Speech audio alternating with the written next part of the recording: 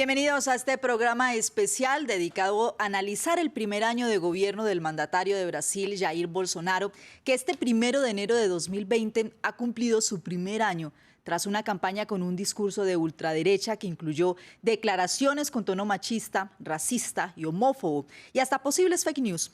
También empezó su gobierno con las promesas de mejorar la economía del país, la seguridad y hacerle frente a la corrupción, luego de lograr el 55% de respaldo del electorado. Pero, ¿cómo está la percepción de los brasileños sobre su jefe de Estado un año después?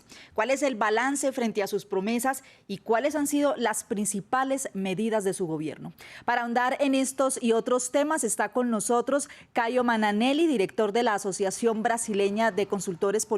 Los saludamos, gracias por estar con nosotros. Y también nos acompaña nuestra corresponsal permanente en Brasil, Valeria Sacuni. Comenzamos. El mandatario brasileño inició su administración el 1 de enero de 2019 con una popularidad del 49%, pero para septiembre del mismo año bajó un 31% según encuestas de la firma Ibope Brasil.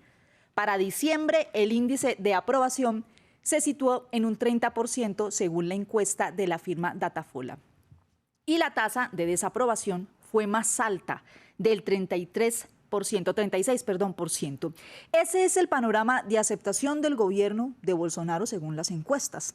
Estos sondeos, empiezo con usted, Valeria, ¿estarían reflejando una decepción de los brasileños o por el contrario, como afirman sus seguidores, se trata de información que no le hace justicia al gobierno? Valeria. Ahí que está la cuestión. De hecho, según los sondeos oficiales, Bolsonaro sería el peor presidente, el presidente peor valorado desde el final de la dictadura, en su primer año de mandato. Sin embargo, cuando hablamos con los partidarios de Bolsonaro, y lo hacemos desde hace un año y medio, desde que en julio del año pasado presentó su candidatura, siempre nos dicen lo mismo. Las encuestas están amañadas y nos muestran otros datos, diciendo que Bolsonaro podría tener incluso un 60% de popularidad. Hay unos elementos que me gustaría comentar. Nosotros hacemos reportajes en varias ciudades de Brasil, hablamos con muchísimas personas, por ejemplo, de todos los partidarios de Bolsonaro que hemos entrevistado a lo largo de un año y medio, nadie se ha arrepentido hasta ahora. También ha habido varias manifestaciones públicas, tanto a favor de Bolsonaro como de algunos de sus ministros o de sus políticas. En las de Río de Janeiro, os puedo asegurar que en Copacabana había muchísimas personas. Seguramente no el millón de personas que decía Bolsonaro en sus propias redes sociales, pero sí mucha gente. Incluso a los 6 meses de Bolsonaro estar en el poder, fuimos al Maranhão, que es el estado que tiene, el único estado de Brasil que tiene el Partido Comunista en el poder. Fuimos al barrio que le dio más votos al contrincante de Bolsonaro, Haddad, y allí nos esperábamos encontrar muchas personas en contra de Bolsonaro y todo lo contrario, había muchas personas defendiendo al presidente actual con el argumento de que en realidad quien no le deja gobernar es el Congreso. Hablemos ahora en materia económica. Un punto clave que atrajo a la mayoría de los votantes de Bolsonaro fue la promesa precisamente de mejorar la economía del país, que creció un 0.6% en el tercer trimestre del año, impulsada por el consumo interno y la inversión privada. El Producto Interno Bruto aumentó un 1.2%. El desempleo para el último trimestre reportado de agosto a octubre fue del 11.6%, lo que afecta a 12.4 millones de personas. Le pregunto al señor Caio Mananelli, ¿con estos datos han dado resultados los ajustes del actual gobierno para sanear las cuentas públicas, como aseguró el propio presidente, o estas cifras podrían no responder a la realidad del país, como lo reporta el diario Financial Times? Buenas tardes a todos. Y si responde o no responde a la realidad del país, es estadística, ¿no? Tú puedes hacer la estadística responder a lo que tú quieras, solo cómo la va a construir. El Instituto Brasileño de Gerencia de Datos, el BGE, de Geografía y Estadística, normalmente es muy serio en la producción de los datos. Ahora, estamos hablando de un dato resumido del trimestre. Esto quiere decir, tú tienes que ver el acumulado del año y tienes que ver que esto es un movimiento que se viene flotando desde la perspectiva económica internacional. Obviamente que la la economía brasileña en números brutos, números grandes, ¿no? en grandes números, se iba a enseñar mejor una vez que se empieza la privatización. Entonces ya se empezó a privatizar un montón de empresas y en este movimiento obviamente que hay un flujo hacia adentro del dinero, que a la larga, quiero decir, a una mirada amplia, vos vas a ver una mejora económica, pero la gente en la calle, y esto es broma por todos los lados, por todas las redes de WhatsApp, los grupos de WhatsApp o mismo por las redes sociales, la broma es que no hay más plata ni para comer carne, cosa que el brasileño estaba acostumbrado a comer todos los días. Bueno, cambio ahorita de tema para tratar de abarcar lo que más podamos en estos cortos 12 minutos.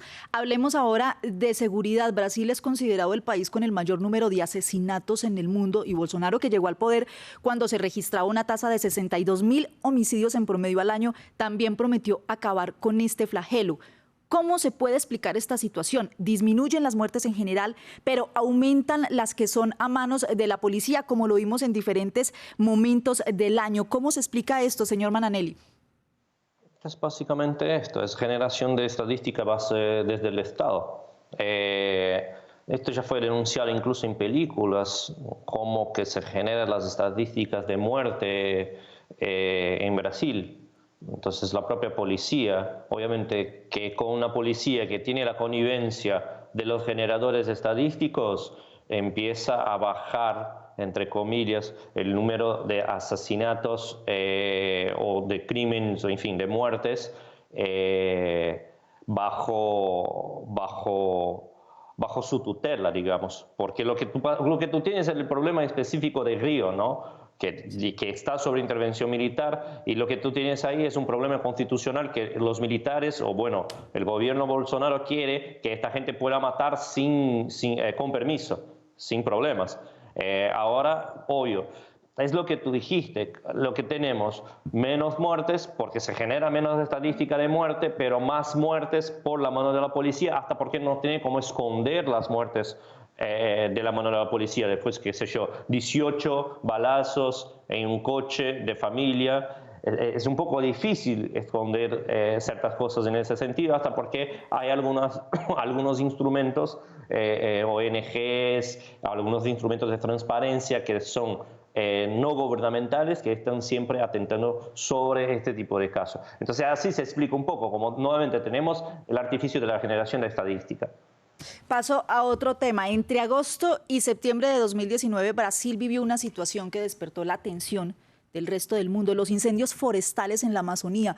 Más de 80.000 focos de incendio según el Instituto Nacional de Investigaciones Espaciales, y aumentaron en más del 80% con respecto al mismo periodo de 2018. Valeria, según el mandatario, se trató de un fenómeno natural, pero muchos activistas criticaron su gestión y lo responsabilizaron por sus políticas de aumentar la explotación agrícola del país. ¿Es responsable o no Bolsonaro de alimentar esta situación, Valeria? Es difícil que yo pueda responder a esta situación, pero sí os puedo contar lo que hemos visto en nuestros varios viajes de este año a Amazonia. Por un lado, quemar los pastos es algo que se lleva haciendo desde hace mucho tiempo, sobre todo los agricultores con pocos recursos. Sin embargo, este año hemos visto un incremento, pero el incremento que más preocupa es la destrucción que está y los incendios que están ligados a la deforestación. En los primeros 11 meses del año hubo un 83% de incremento de la deforestación y solamente en el mes de noviembre un incremento del 103%. Todos los actores independientes, fiscales, personal de ONG que están en las zonas que hemos visitado, dicen que el discurso de Bolsonaro de alguna forma legitima los ilícitos, por ejemplo, de deforestar o de buscar metales preciosos o de invadir tierras públicas para después revenderlas. No es tanto las políticas que haya hecho Bolsonaro, sino el discurso que permite que esas personas se sientan envalentonadas. Por otra parte, sí es verdad que ha habido un desmonte de las políticas de prevención de incendios, de las políticas de prevención de deforestación. Los dos principales órganos, el Instituto Chico Méndez y el IBAMA, tienen un presupuesto cada vez más limitado y han sido militarizados. Esto quiere decir que incluso hay menos transparencia para contar lo que están haciendo. Sin ir más lejos, en febrero hicimos un reportaje hablando con ambos órganos y en agosto ya no podían hablar con nosotros.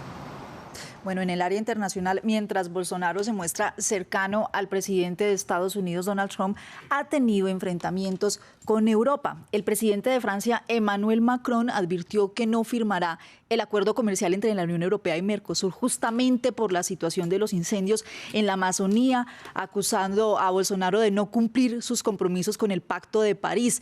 ¿Se está alejando Brasil diplomáticamente del mundo, señor Mananelli? Sí, esto era de esperar. Es un gobierno del típico caudilismo nacionalista, es un nacionalismo no progresista, digamos. Es un nacionalismo que piensa que puede crecer con la plata ajena, de hecho. Entonces, pero el propio Bolsonaro hace poco habló mal de Trump. Dio declaraciones negativas en relación al propio presidente estadounidense, que es decir, es un tipo que no tiene tacto para ser presidente de un país en el límite que tú ves este tipo de acciones como hablar de la esposa de otro presidente o cosas así. Ahora, el tema Europa tiene que ver un poco más con un conflicto entre Francia y Alemania que de hecho con un equívoco de Bolsonaro. Bolsonaro fue una buena excusa para, al final de las cuentas, Francia salir o abandonar el pacto con el Mercosur, porque a Francia es a quien menos interesa el pacto por la reducción de los subsidios agrícolas, y al final de las cuentas Alemania deja de ganar, porque Alemania era quien exportaría tecnología del Mercosur. Bueno, se nos pasa el tiempo muy rápido. Le agradezco mucho, señor Mananelli, por acompañarnos en este especial sobre el año de lo que ha sido Bolsonaro, de lo que ha hecho Bolsonaro con su gestión. Y también le damos las gracias a nuestra corresponsal permanente, Valeria Zacone. Gracias por estar en este especial y gracias a ustedes por acompañarnos. Siga con nuestra programación.